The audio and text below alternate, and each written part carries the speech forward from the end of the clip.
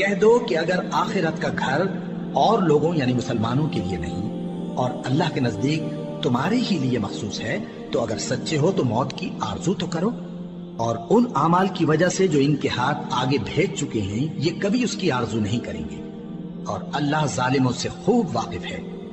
اور ان کو تم اور لوگوں سے زیادہ زندگی کے حریص دیکھو گے، یہاں تک کہ مشرکوں سے بھی بڑھ کر۔ ان میں سے ہر ایک یہی خواہش کرتا ہے کہ کاش وہ 1000 برس جیتا رہے، مگر اتنی لمبی عمر اس کو مل بھی جائے تو اسے عذاب سے تو نہیں چھڑا سکتی، اور جو کام یہ کرتے ہیں اللہ ان کو دیکھ رہا ہے۔ کہہ دو کہ جو شخص جبرائیل کا دشمن ہو اس کو غصے میں مر جانا چاہیے، کیونکہ اس نے تو یہ کتاب اللہ کے حکم سے تمہارے دل پر نازل کی ہے جو پہلی کتابوں کی تصدیق کرتی ہے، اور ایمان والوں کے لیے ہدایت اور بشارت ہے۔ جو شخص اللہ کا اور اس کے فرشتوں کا اور اس کے پیغمبروں کا اور جبرائیل اور میکائیل کا دشمن ہو تو ایسے کافروں کا اللہ دشمن ہے۔ اور ہم نے تمہارے پاس سلجھی ہوئی آیتیں ارسال فرمائی ہیں، اور ان سے انکار وہی کرتے ہیں جو بد کردار ہیں۔ ان لوگوں نے جب اللہ سے کوئی عہد کیا تو ان میں سے ایک فریق نے اس کو کسی چیز کی طرح پھینک دیا۔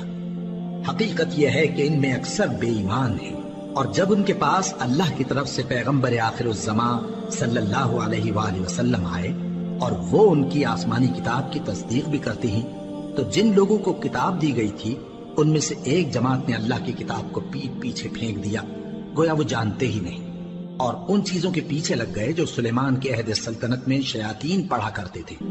اور سلیمان نے مطلق کفر کی بات نہیں کی، بلکہ شیطان ہی کفر کرتے تھے کہ لوگوں کو جادو سکھاتے تھے، اور وہ یعنی بنی اسرائیل ان باتوں کے بھی پیچھے لگ گئے جو شہر بابل میں 2 فرشتوں یعنی ہاروت اور ماروت پر اتری تھی، اور وہ دونوں کسی کو کچھ نہیں سکھاتے تھے جب تک یہ نہ کہہ دیتے کہ ہم تو ذریعہ آزمائش ہیں، تم کفر میں نہ پڑو۔ غرض لوگ ان سے وہ چیز سیکھتے جس سے میاں بیوی میں جدائی ڈال دے، اور اللہ کے حکم کے سوا وہ اس چیز سے کسی کا کچھ بھی نہیں بگاڑ سکتے تھے، اور کچھ ایسے منتر سیکھتے جو ان کو نقصان ہی پہنچاتے اور فائدہ کچھ نہ دیتے۔ اور وہ جانتے تھے کہ جو شخص ایسی چیزوں یعنی سحر اور منتر وغیرہ کا خریدار ہوگا اس کا آخرت میں کچھ حصہ نہیں، اور جس چیز کے عوض انہوں نے اپنی جانوں کو بیچ ڈالا وہ بری تھی۔ کیا اچھا ہوتا جو وہ اس بات کو جانتے، اور اگر وہ ایمان لاتے اور پرہیزگاری کرتے تو اللہ کے ہاں سے بہت اچھا صلہ ملتا۔ کیا اچھا ہوتا جو وہ اس سے واقف ہوتے۔ اے اہل ایمان، گفتگو کے وقت پیغمبر صلی اللہ علیہ وآلہ وسلم سے رائنا نہ کہا کرو، انظرنا کہا کرو، اور خوب سن رکھو، اور کافروں کے لیے دکھ دینے والا عذاب ہے۔ جو لوگ کافر ہیں، اہل کتاب یا مشرک، وہ اس بات کو پسند نہیں کرتے کہ تم لوگوں پر تمہارے پروردگار کی طرف سے خیر و برکت نازل ہو، اور اللہ تو جس کو چاہتا ہے اپنی رحمت کے ساتھ خاص کر لیتا ہے، اور اللہ بڑے فضل کا مالک ہے۔ ہم جس آیت کو منسوخ کر دیتے یا اسے فراموش کرا دیتے ہیں تو اس سے بہتر یا ویسی ہی اور آیت بھیج دیتی ہیں۔ کیا تم نہیں جانتے کہ اللہ ہر بات پر قادر ہے؟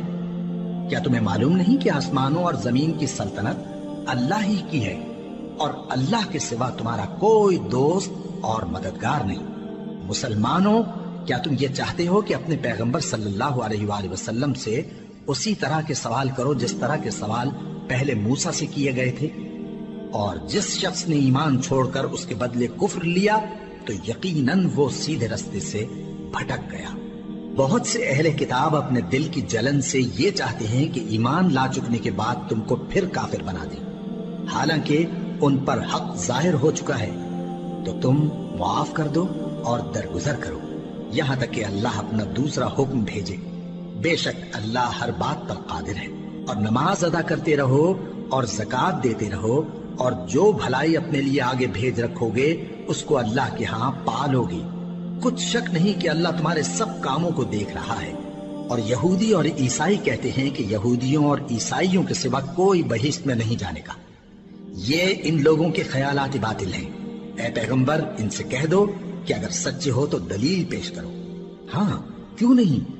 جو شخص اللہ کے آگے گردن جھکا دے یعنی ایمان لے آئے اور وہ نیکوکار بھی ہو تو اس کا صلہ اس کے پروردگار کے پاس ہے، اور ایسے لوگوں کو قیامت کے دن نہ کسی طرح کا خوف ہوگا اور نہ وہ غمناک ہوں گے۔ اور یہودی کہتے ہیں کہ عیسائی رستے پر نہیں، اور عیسائی کہتے ہیں کہ یہودی رستے پر نہیں، حالانکہ وہ کتاب الہی پڑھتے ہیں۔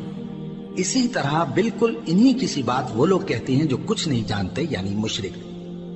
تو جس بات میں یہ لوگ اختلاف کر رہے ہیں، اللہ قیامت کے دن اس کا ان میں فیصلہ کر دے گا۔